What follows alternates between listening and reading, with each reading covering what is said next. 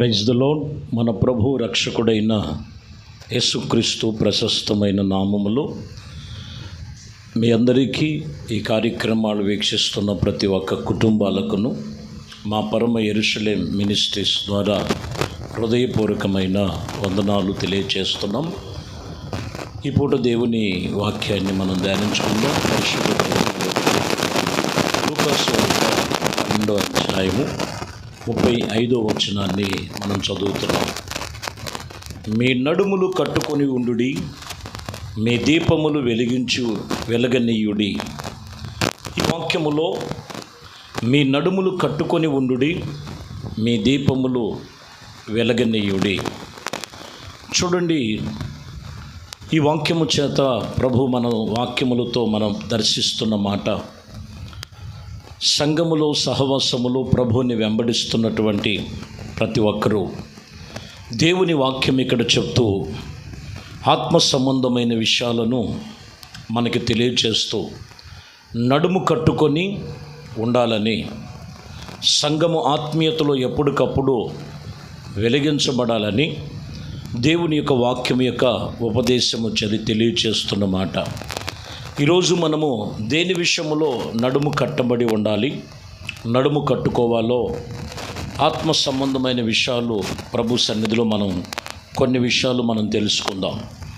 పేతురు రాసిన మొదటి పత్రికలో కూడా 1వ అధ్యాయము 13వ వచనం, కాబట్టి మీ మనసు అనే నడుమును కట్టుకొని నిబ్బరమైన బుద్ధి గలవారై యేసుక్రీస్తు ప్రత్యక్షమైనప్పుడు మీకు తేబడినటువంటి కృపా విషయములో సంపూర్ణ నిరీక్షణ కలిగి ఉండుడి.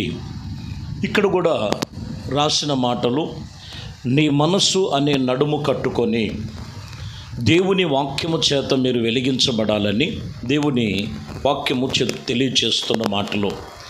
మీ మనస్సును దేవుని సన్నిధిలో కట్టుకోవాలని. చూడండి, కొన్నిసార్లు దేవుణ్ణి వెంబడిస్తున్నాం, ప్రభుతో మేము నడుస్తున్నాం అనుకుంటారు, కానీ మనసులో ఎన్నో ఆలోచనలు, విచారాలు. ఖచ్చితంగా బైబిల్ చెప్తున్న మాట, మీ మనస్సు అనే నడుమును కట్టుకొని మరి నిబ్బరమైన బుద్ధి గలవారై ఉన్నట్లయితే దేవుని కృపయందు సంపూర్ణమైనటువంటి మాన్యత్వము కలిగిన వారై ఆత్మ సంబంధమైన ఆశీర్వాదాలు, ఫలాలు పొందుకునేవారుగా ఉంటారు. ఈ వాక్యములు మనం చూసినట్లయితే ఖచ్చితంగా వారి నడుము కట్టుకొని క్రీస్తు యొక్క మనస్సు, దేవుని మీద మనస్సు నిలుపుకొని నిబ్బరమైన బుద్ధి గలవారై ఉండాలని వాక్యం తెలియచేస్తున్నమాట. యోబు గ్రంథములో 12వ అధ్యాయము 18వ వచనములో మనం చూస్తే ఇక్కడ మనం గమనించినట్లయితే ఆయన ఇదిగో నడుమున గొలుసులతో కట్టినట్లుగా రాయబడి ఉన్నది. రాజులు అధికారులను ఆయన్ను కొట్టివేసినట్లు వారై నడుమునకు గొలుసులు కట్టినట్లు.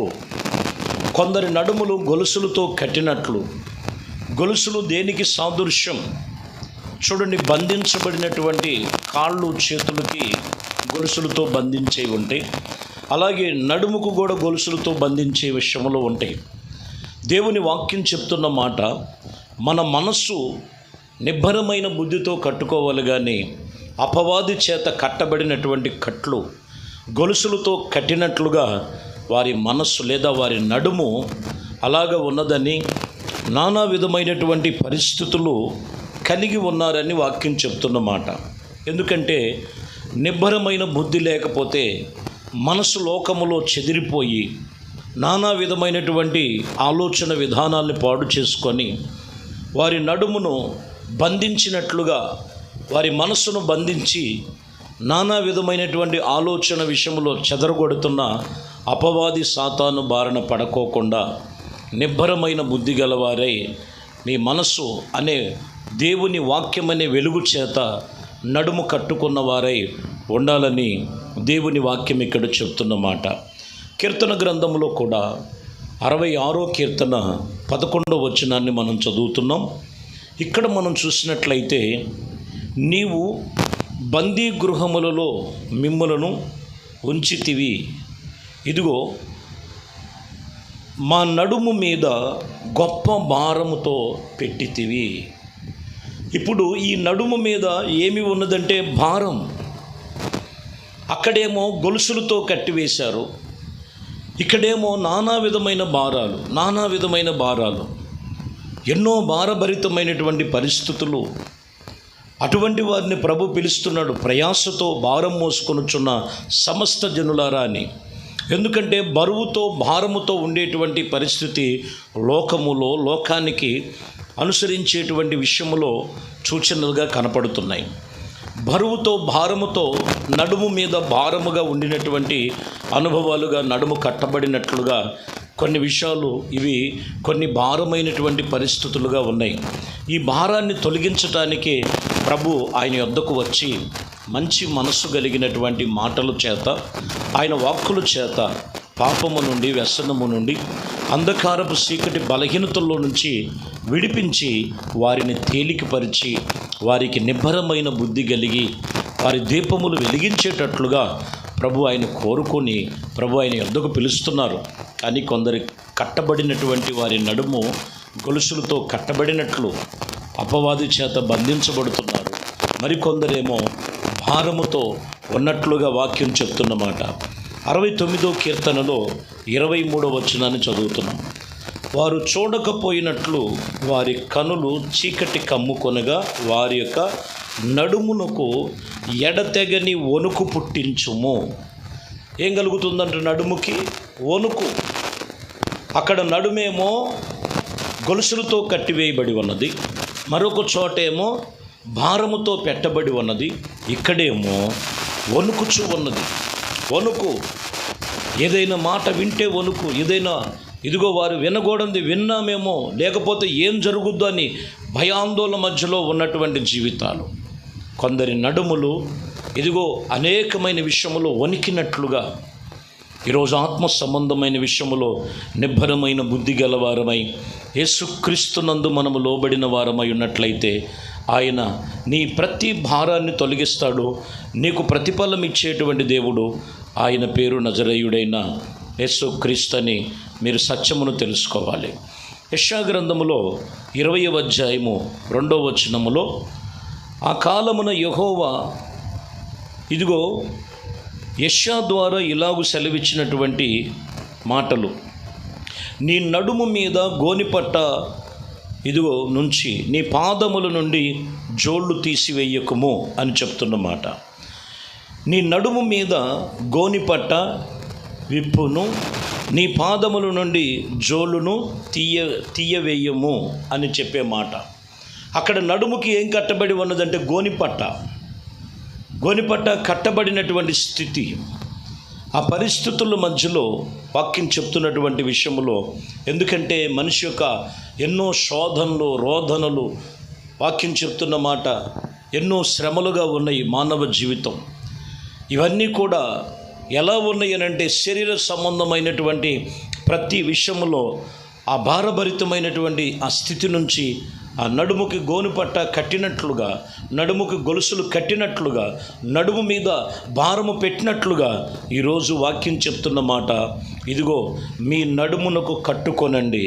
ఎలాగంటే దేవుని వాక్యము చేత మీ నడుములు కట్టబడాలి. దేవుని యొక్క వాక్యం అనే దీపము చేత మీరు వెలిగించబడాలి.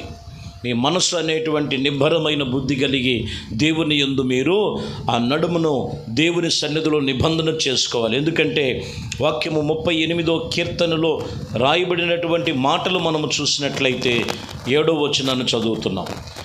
నా నడుము తాపముతో నిండి ఉన్నది, నా శరీరములో ఆరోగ్యము లేదు. చూసారా, నడుములో తాపముతో నిండి ఉన్నదంట, వారి యొక్క శరీరంలో ఆరోగ్యము లేదు. నిజమే, ఈరోజు మనిషి యొక్క పైకి కనిపించినంత విధముగా వారిలో ఉన్న అనేకమైన బలహీనతలు సూచిస్తున్నాయి. ఈ సమయంలో ప్రభు చెప్తున్న మాట, మీ నడుము కట్టుకున్నట్లుగా దేవుడి మీద మీ ఆత్మీయ జీవితం మనసు నిలుపుకొని మీరు ఆత్మీయతలో కట్టబడాలి.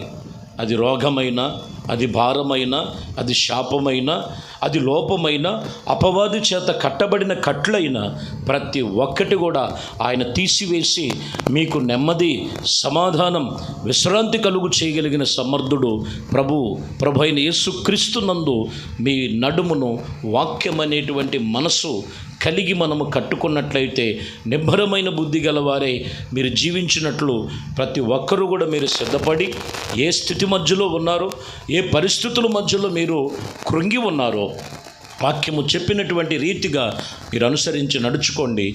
ప్రభు మిమ్మల్ని అన్ని విషయాల్లో కూడా దీవించి ఆశీర్వదించి ఆయన కృపలో నేను స్థిరపరచునుగాక. ఆమేన్. ప్రార్థన చేద్దాం. పరిశుద్ధుడా, ప్రేమ కలిగిన తండ్రి, దయగలిగిన మా ప్రభువా, మీ శ్రేష్టమైనది పరిశుద్ధ నామమును బట్టి మీకు వందనాలు, స్తుతులు, స్తోత్రాలు. మీ కృప, దయా సంకల్పమును బట్టి ఈ ఉదయకాలము మీ వాక్యము వింటున్న మీ బిడలను మీ నడుములు కట్టుకొనండి. అనగా మీ మనస్సు దేవుని వాక్యము వైపు త్రిప్పబడి వెలిగించబడి నడుము కట్టబడినట్లుగా మీ వాక్యము సెలవిచ్చి ఉండగా అటు రీతిగా ప్రతి ఒక్కరిని కూడా మీ సన్నిధిలో వారి జీవితాలను మీరు ఆశీర్వదించి దీవించి ఆత్మ సంబంధమైన మీ కృపలో బలపరచమని, ఘనత, మహిమ, ప్రభావాలు మీకే పొందుకోమని నజరేయుడైన యేసుక్రీస్తు నామములో ప్రార్థించి వేడుకొనుచున్నాము తండ్రి. ఆమేన్. ప్రభు మిమ్మల్ని దీవించి ఆశీర్వదించునుగాక. ఆమేన్.